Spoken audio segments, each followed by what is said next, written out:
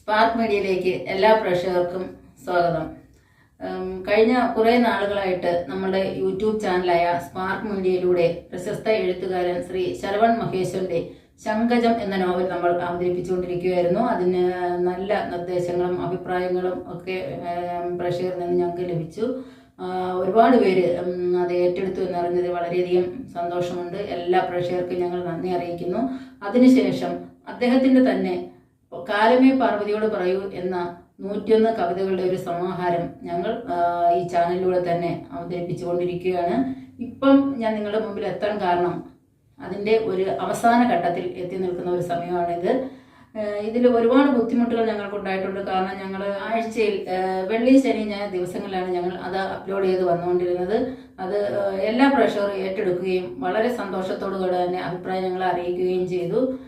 എല്ലാവരും പറയുന്നത് ഇങ്ങനെ ഒരു കവിത ഒരു ചാനലും വന്നിട്ടില്ല എന്നാണ് എല്ലാവരുടെയും ഒരു അഭിപ്രായങ്ങൾ.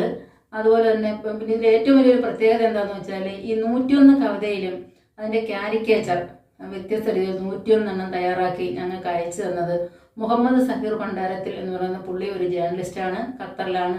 അവിടെ നിന്ന് ഇത് ഓരോന്നും വരച്ച് ഞങ്ങൾക്ക് അയച്ചു തരികയാണ് ഉണ്ടായത്. അതുപോലെ തന്നെ ഇതിൽ സംഗീതം ആലപിച്ചിരിക്കുന്നത് സതീഷ് വിശ്വ, ഷാജഹാൻ തൊളിക്കോട്, രശ്മി, നിത, സ്നേഹ തുടങ്ങിയവരാണ്. അതുപോലെ തന്നെ ഇതിൻ്റെ എഡിറ്റിംഗ് ഗീതിക എസ് അജയ്, പിന്നെ നമ്മുടെ വീഡിയോ കോർഡിനേറ്റർ സുജിത് പയ്യന്നൂര്, സംഗീത് ശ്രീശൻ, എല്ലാവർക്കും അവരുടെ ആ എഫേർട്ടിന് ഞങ്ങൾ വളരെയധികം നന്ദി അറിയിക്കുന്നു.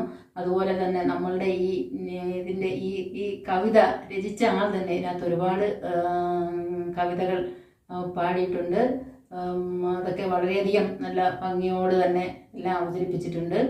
അങ്ങനെ എല്ലാവരും, അതുപോലെ തന്നെ ഞങ്ങൾ ഇപ്പോൾ എൻ്റെ യൂട്യൂബ് ചാനൽ ഇതിൻ്റെ ഒരു ചെറിയൊരു ലിങ്ക് നമ്മൾ ഇട്ടിട്ടുണ്ട്. എല്ലാവരും അത് കാണണം.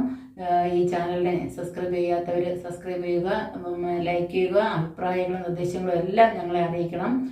ഞങ്ങളുടെ ഈ കവിത ഏറ്റെടുത്ത എല്ലാ പ്രേക്ഷകർക്കും ഒരിക്കൽ കൂടി നന്ദി അറിയിക്കുന്നു.